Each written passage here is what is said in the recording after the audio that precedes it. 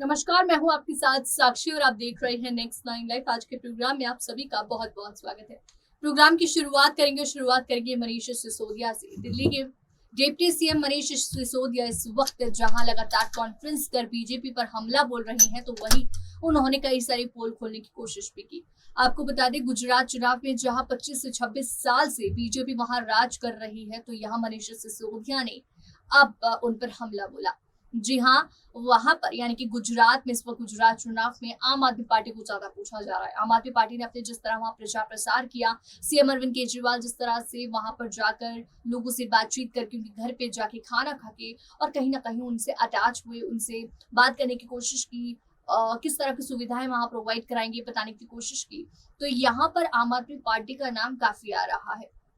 लेकिन आपको बता दें कि मनीष सिसोदिया का हमला इसी बात को लेकर था कि कब तक जो है यहाँ पर बीजेपी राज करेगी, और साथ में ये भी बोला कि बीजेपी पूरी तरीके से बौखला गई है डर से, हार के डर से, या उनका ये कहना है कि हार के डर से बीजेपी बौखला गई है, कुछ बोल नहीं पा रही है क्योंकि उन्हें पता लग गया अब हमारी यहाँ पर हार होगी। यहाँ मनीष सिसोदिया दावा करते नजर आ रहे हैं कि बीजेपी की हार होने वाली है और गुजरात चुनाव में आम आदमी पार्टी ही अपना परचम लहराएगी।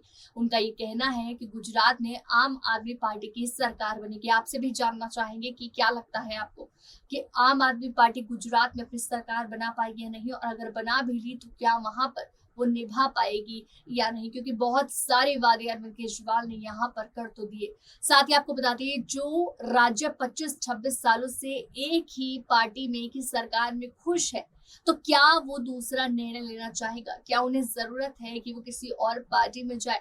तो यहाँ पर बहुत सारे जो है सवाल खड़े होते हैं। लेकिन ये तो गुजरात की जनता जानती है कि आखिर वो किसको अपना वोट देने वाली है। क्या फिर से बीजेपी ही आएगी, या फिर जिस तरह से आम आदमी पार्टी ने यहाँ पर अपना परचम लहराया है उनको मौका मिलेगा?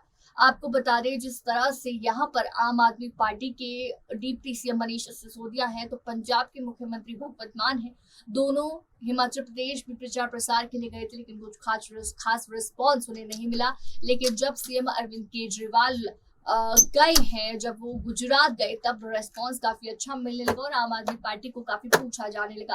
लोगों के बीच में गए तो उन्हें पता लगा कि कैसी है आम आदमी पार्टी, कैसे आम आदमी पार्टी के लोग कितने जमीन से जुड़े हैं, हमारी कितनी मदद करेंगे, कितनी फैसिलिटीज प्रोवाइड कराएंगे।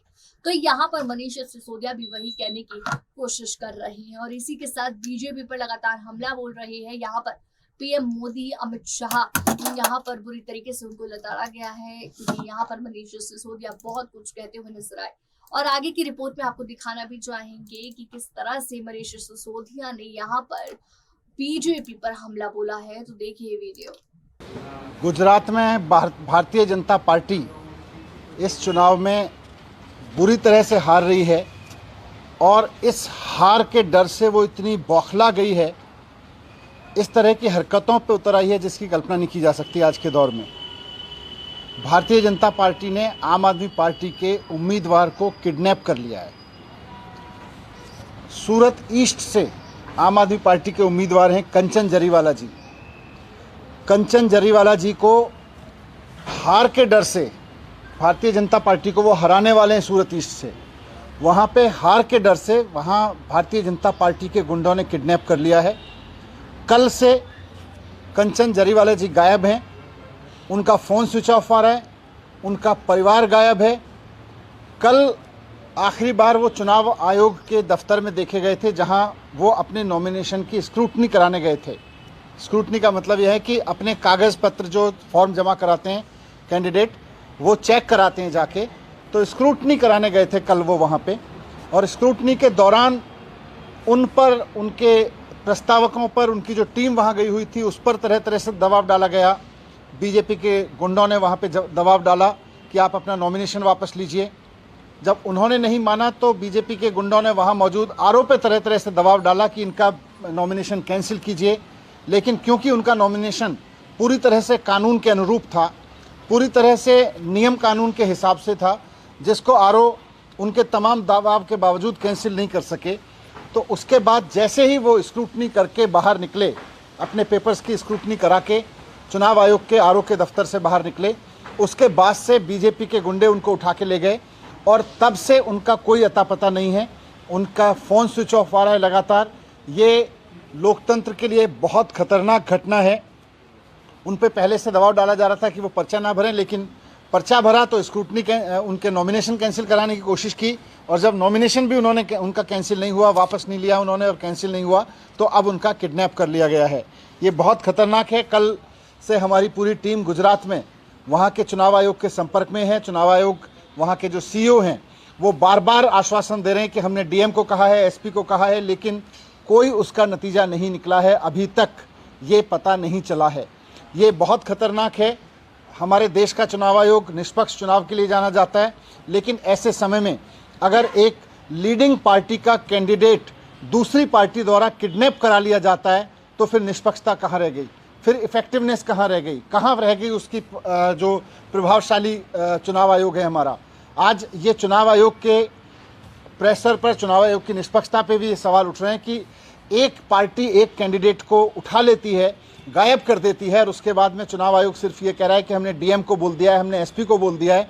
मैं रिक्वेस्ट करूंगा चुनाव आयोग से कि सिर्फ आम आदमी पार्टी के कैंडिडेट का अपहरण नहीं हुआ है, पूरे लोकतंत्र का अपहरण हो गया है।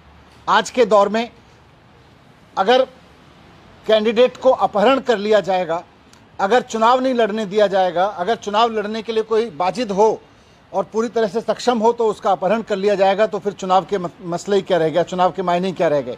अगर इस तरह से जीतने वाले कैंडिडेट्स, विपक्ष के जीतने वाले कैंडिडेट्स को इस तरह से उठा लिया जाएगा और चुनाव आयोग 24 घंटे बाद भी सिर्फ ये कहेगा कि हम DM से बात कर रहे हैं, हम SP से बात कर रहे हैं, तो उसके बाद में लोकतंत्र कहाँ बचा रहेगा। तो मैं चुनाव आयोग से अपील करना चाहता हूँ कि बहुत खतरनाक स्थिति है ये गुजरात में, पूरी तरह से इसको संज्ञान में ले और पूरी प्रायोरिटी के साथ, जैसे उनकी जिम्मेदारी है कि चुनाव आयोग की पूरी मशीनरी ठीक से काम करे, निष्पक्ष रूप से काम करे, वैसे उनकी जिम्मेदारी भी है कि किसी तरह का दबाव किसी कैंडिडेट पे ना हो और इस तरह की घटना किसी कैंडिडेट को अपहरण करने की ना हो। आज भारतीय जनता पार्टी ने जो कैंडिडेट का अपहरण किया है वो लोकतंत्र का अपहरण है। मैं मुख्य चुनाव आयुक्त से मिलने का मैंने समय मांगा है। मैं जैसे ही वो समय देंगे मैं उनके पास भी इस रिक्वेस्ट को लेके जाऊंगा। आपके माध्यम से भी मैं कहना चाहता हूं कि मुख्य चुनाव आयुक्त तुरंत इस मामले को इमरजेंसी के रूप में संज्ञान में लें। एक राज्य के विधानसभा चुनाव में एक लीडिंग पार्टी के कैंडिडेट का अपहरण चुनाव के पॉइंट ऑफ व्यू से कोई सामान्य घटना नहीं है, बहुत बड़ी घटना है। इसको ये ना लें कि हमने DM को कह दिया, SP को कह दिया है। तुरंत